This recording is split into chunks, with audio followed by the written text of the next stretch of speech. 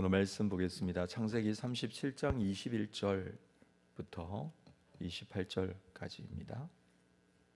창세기 37장 21절부터 28절 말씀 한 절씩 교독하겠습니다. 르우벤이 듣고 요셉을 그들의 손에서 구원하려 하여 이르되 우리가 그의 생명은 해치지 말자.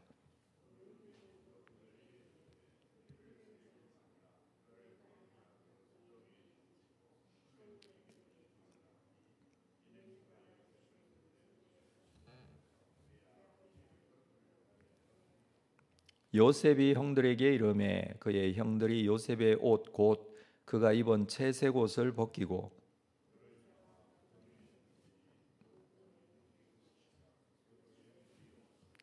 그들이 앉아 음식을 먹다가 눈을 들어본즉 한 무리의 이스마엘 사람들이 길르앗에서 오는데 그 낙타들의 향품과 유황과 모략을 싣고 애굽으로 내려가는지라.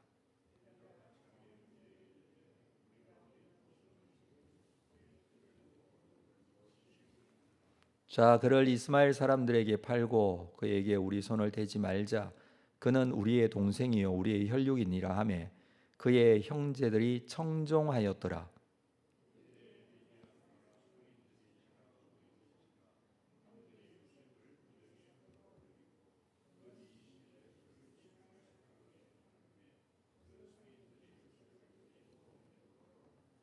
아멘. 요셉이 형들을 찾아가게 되죠. 아버지 야곱이 형들의 안부를 궁금해했기 때문입니다. 세겜에서 양을 치고 있었던 이 야곱의 아들들인 요셉의 형들이 안전한지, 또 세겜에서 있었던 사건 때문에 여러 가지로 불안했던 야곱이 요셉을 보내게 되죠. 요셉은 헤브론에서 세겜까지 먼 거리를 형들을 찾아갑니다. 근데 그곳에서 만나지 못하고 또 도단까지 하룻길을 더 가게 됩니다.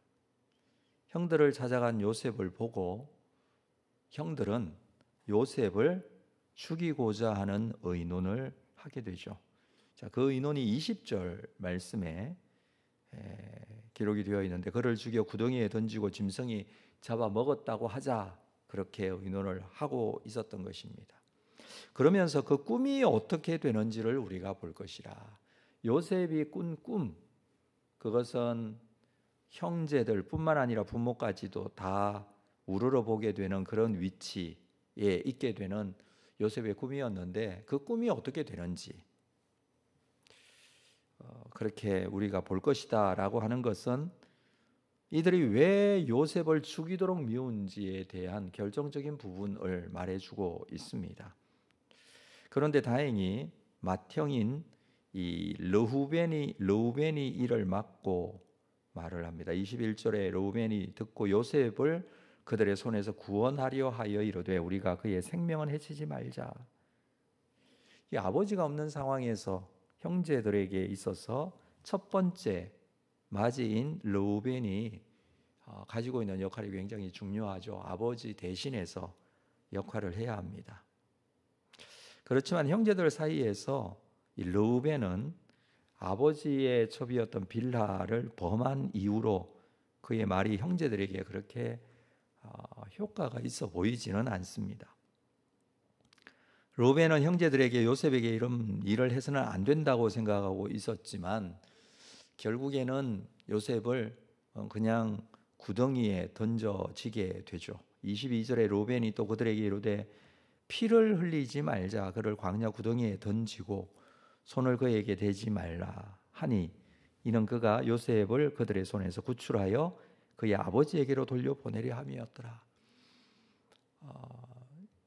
그 요셉에게 손을 대지 말자, 그의 생명을 해치지 말자라고 했던 르우벤의 첫 번째 말이 형제들에게 먹히지 않은 것이죠. 그래서 결국에는 구덩이에 던져지게 되었다라는 의미로 이 내용을 이렇게 기록하고 있습니다. 그렇지만 르우벤의 생각은 그의 아버지에게 다시 요셉을 돌려보내게, 안전하게 돌려보내는 것이 그가 가지고 있었던 기본적인 생각이었습니다. 그렇지만 결국 요셉을 아버지에게로 돌려보내지 못하죠. 요셉이 오자마자 형들은 요셉의 채색 옷을 벗깁니다. 그리고 구덩이에 던집니다. 그 옷은 그렇게 그들이 보기 싫었던 옷입니다. 아버지가 특별하게 특혜를 주어서 후계자로 삼고자 하여 입혔던 옷인데 그 옷을 벗기고 이 요셉을 구덩이에 던집니다. 여기에 나오는 이 구덩이라는 것은 보통 우기 때는 빗물을 모아두는 곳이고 건기에 짐승과 사람이 마실 물을 저장하는 저장 탱크와 같은 역할을 하는 곳입니다. 흔히 이제 석회석을 파낸 구덩이 아니면 물이 새지 않도록 안쪽에 석회나 진흙을 바른 그런 구덩이였습니다. 이런 구덩이들이 팔레스타인 지역에 상당히 많이 있었는데 작은 것은 깊이가 한 2m 정도 되지만 깊은 것은 8m까지 달하는 그런 큰 구덩이가 있기도 했습니다. 그래서 물이 없을 때에는 이곳을 감옥으로 사용하기도 했습니다. 또 뿐만 아니라 완전히 마르지 않은 그런 깊은 구덩이는 그 안이 진흙 수렁이 되어서 갇힌 사람이 위험해질 수도 있는 그런 것도 있었습니다. 그런데 24절에 보니 그를 잡아 구덩이에 던지니 그 구덩이는 빈 것이라 그 속에 물이 없었다라고 해주고 있습니다. 그것은 그 구덩이가 어떤 성격을 가지고 있는지에 따라서 굉장히 위험할 수도 있는 그런 부분인 것을 이 말씀을 읽고 있는 사람들은 잘 알고 있었기 때문이겠죠. 이 요셉이 갇힌 구덩이는 비어 있었고 그 안에 물이 없었습니다. 구덩이 안에 있었던 진흙 때문에 생명을 위협받을 수 있는 그런 상황은 아니었지만 그렇지만 그 안에 물이 없기 때문에 일부러 형들이 물을 내려주지 않으면 그 안에 갇힌 요셉은 죽을 수도 있는 그런 상황이 될 것입니다. 형들은 분노와 상처, 그들이 가지고 있었던 그 분노와 상처 때문에 하지 말아야 될 일을 지금 하고 있는 것입니다. 그렇지만 이들의 이러한 행동, 이렇게까지 하는 이러한 행동이 요셉의 꿈을 성취시키는 일의 시작이 되었다는 것, 그것은 우리가 또 다르게 보아야 할 부분입니다. 요셉의 꿈이 실현되는 것을 막기 위해서 형들이 일을 꾸미고 있습니다. 그런데 오히려 이 일은 그 꿈이 이루어지는데 결정적인 역할을 하게 되죠. 요셉은 나중에 이렇게 말을 합니다. 창세기 50장 20절에 보면 당신들은 나를 해하려 하였으나 하나님은 그것을 선으로 바꾸사. 그렇죠. 형들은 요셉을 해하려고 했죠. 그렇지만 하나님께서 그것을 선으로 바꾸어 오늘과 같이 많은 백성의 생명을 구원하게 하시려 하셨습니다. 하나님께서 요셉을 통해서 오히려 그 악한 의도와 생각을 완전히 선으로 바꾸셨습니다. 하나님께서 이렇게 하시는 분이시죠. 때로는 우리에게 슬픔의 일들이 찾아오지만 그것을 진정한 즐거움으로 바꾸실 수 있는 분이 하나님이시다라는 것을 우리가 보게 됩니다. 원수들의 이러한 음모를 오히려 축복으로 변화시키는 분이시죠. 우리가 사실 이 사실을 인정하고 고백하는 것이 참 중요하다라고 여겨집니다. 이 상황에서도 하나님께서는 살아계시고 하나님의 손길과 인도하심에 대해서는 확신과 믿음을 가지는 것이 우리에게 필요하다라는 것이죠. 하나님에 대한 분명한 확신과 믿음을 가지고 있다면 어떤 시련이 찾아오더라도 또는 절망이 있더라도 그런 상황이 만들어지더라도 하나님과의 관계가 확실하다면 그것이 우리에게 중요하다는 것입니다. 하나님은 우리의 눈물을 웃음으로 바꿀 수 있는 분이시기 때문에 그렇습니다. 그래서 하나님은 그것을 선으로 바꾸실 수 있는 분이라는 이 사실을 요셉이 고백하고 있듯이 지금 상황에서 요셉은 아무것도 할 수 없는 상황이었고 나이조차 어린 그런 상황이었죠. 요셉은 특별한 지위를 상징했던 그 채색 옷도 형들에게 빼앗기고 언제 죽을지 모르는 그런 위급한 상황에 처하게 되었습니다. 구덩이에 던져지게 된 요셉, 아마 상당한 시간 구덩이 안에 있었던 것으로 보입니다. 그곳에 있으면서 요셉은 어떤 기도를 했을까요? 어떤 마음을 가지고 있었을까요? 그러나 아마 많은 생각을 했을 것입니다. 그동안에 있었던 사건, 일들로 인해서 그의 마음속에 여러 가지 생각을 하게 되었을 것입니다. 그동안에 아버지의 총애를 한 몸에 받았었는데 이것이 결코 좋은 것만은 아니었다는 것, 그리고 자기 때문에 받게 된 형들의 이 상처, 이런 것도 아마 생각을 했겠죠. 형들이 잘못한 일이 있으면 아버지에게 고자질했던 그런 자신의 모습도 생각했을 것입니다. 그런데 본문에서는 요셉이 어떻게 했다 이런 내용은 전혀 기록하고 있지 않습니다. 본문을 기록하고 있는 이 저자의 의도에 있어서 좀 우리가 특이하다라고 생각할 정도로 요셉의 입장이나 요셉의 말은 아예 기록하고 있지 않습니다. 자, 25절에 볼까요? 그들이 앉아 음식을 먹다가 눈을 들어본 적 한 무리의 이스마엘 사람들이 길르앗에서 오는데 그 낙타들의 향품, 유향, 모략을 싣고 애굽으로 가는지라. 이 애굽으로 내려가는 상인들, 이스마엘 사람들을 보게 됩니다. 유다가 이 상인들을 보자 형제들에게 요셉을 죽이느니, 저렇게 구덩이에 던져놓고 죽기를 기다리고 있느니 차라리 노예로 팔자라고 제안을 하죠. 그가 말하는 것을 보면 남이 아닌 자기들의 피부치인데 죽이는 것은 별로 유익하지 않다라고 합니다. 요셉이 피부치인이 죽이는 것은 안 되고 노예로 파는 것은 괜찮다라고 하는 것도 참으로 기가 막히죠. 당시에 사람을 납치해서 팔아먹는 일, 아주 중한 범죄로 여겼습니다. 그렇게 요셉은 노예로 팔리게 되었습니다. 상인들에게 노예로 팔려가는 요셉은 또 얼마나 울고 형들에게 매달려 애원했을까요? 우리가 충분히 상상해 볼 수 있는 그런 상황이죠. 제발 이번만 한번 살려달라고 그렇게 했을 것입니다. 앞으로 살려주면 좋은 동생이 되겠다, 뭐 이런 말도 했을 것입니다. 그렇지만 본문에서는 요셉의 말을 한마디도 기록하지 않습니다. 요셉을 형제들의 손에 죽은 사람처럼 묘사하고자 하는 의도가 있을 것입니다. 처음부터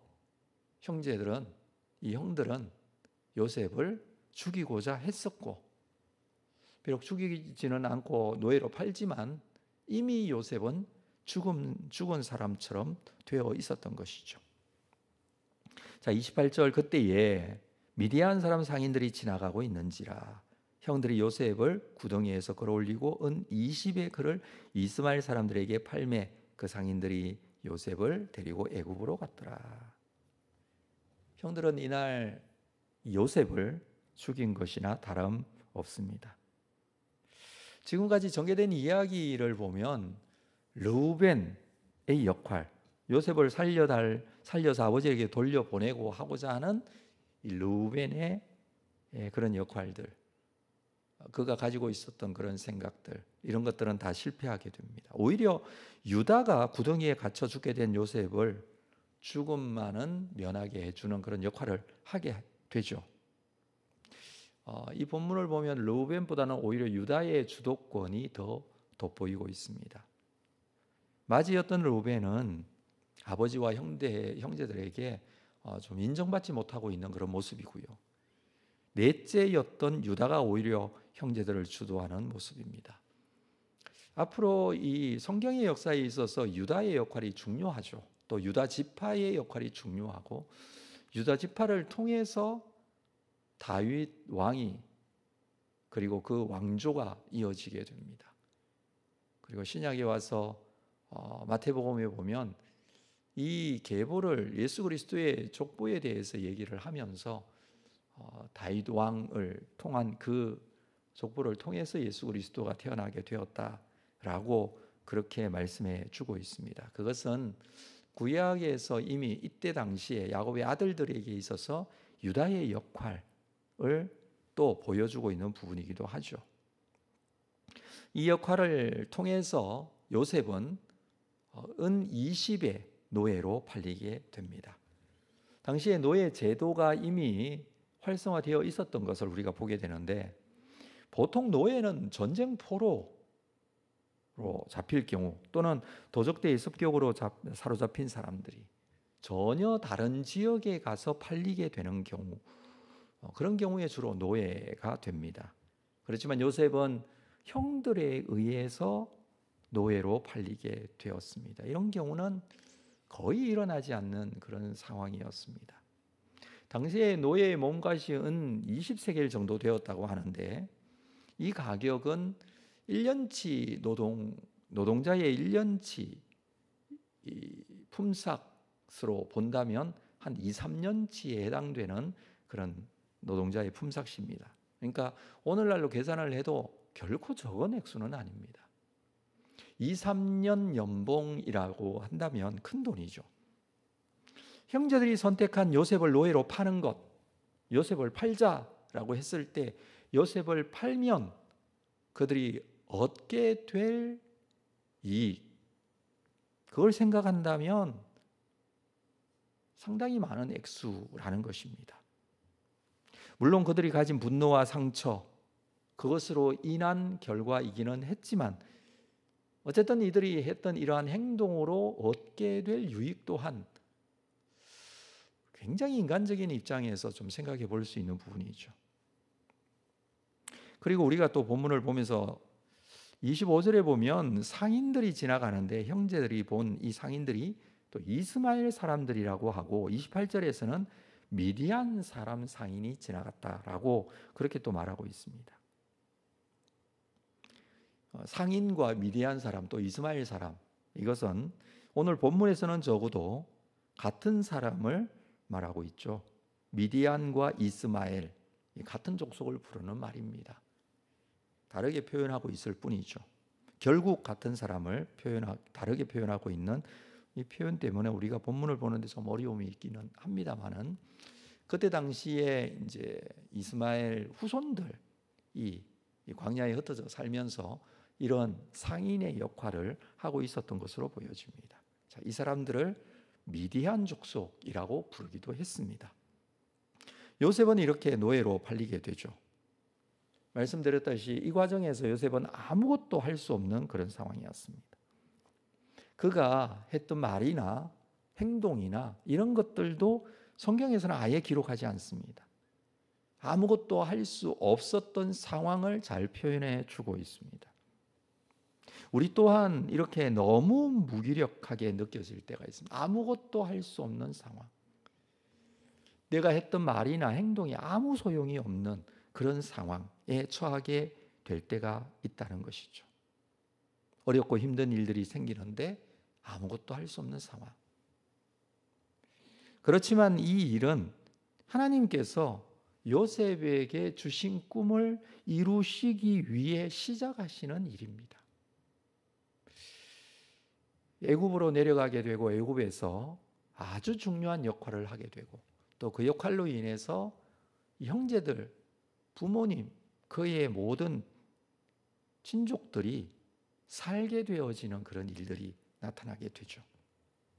하나님을 믿고 산다는 것은 아무것도 할 수 없는 상황에서도 하나님을 믿는 것이라고 여겨집니다. 그가 구덩이에 갇혀 있을 때에도, 그가 노예로 팔려가게 되는 상황에서도, 애굽으로 가서 보디발의 집에서 노예 생활을 하게 될 때도 마찬가지이죠.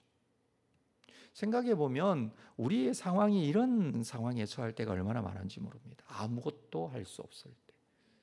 그렇지만 오히려 그때가 흔들리지 않는 믿음이 요구되어지는 때입니다. 아무것도 할 수 없기 때문에 하나님께서 어떻게 하실지에 대한 믿음, 그 믿음이 우리에게 필요합니다. 우리가 오늘 삶의 자리에서도 마찬가지. 우리의 삶의 자리에서도 우리가 정말 하나님께 맡겨야 되고, 아무것도 할 수 없는 시기는 오히려 맡기고 하나님을 신뢰할 수 있는 그런 믿음의 순간임을 다시 한번 기억하고, 하나님의 살아계심과 함께 하심에 대한 확신과 믿음을 가지고 주님 앞에 거룩하게 세워진 믿음의 사람들 다 될 수 있기를 주님의 이름으로 축복합니다. 기도하겠습니다. 거룩하신 아버지 하나님, 하나님을 믿고 산다는 것은 정말 아무것도 할 수 없는 상황에서도 하나님을 전적으로 믿는 것입니다. 오늘 말씀을 통해서 요셉의 이 고난의 현장, 고통의 현장, 무기력하게 아무것도 할 수 없는 상황에서도 하나님은 큰 그림을 가지고 하나님의 뜻을 이루시는, 그리고 하나님의 계획과 섭리가 이루어져 가는 과정을 우리에게 믿음으로 보게 하셨습니다.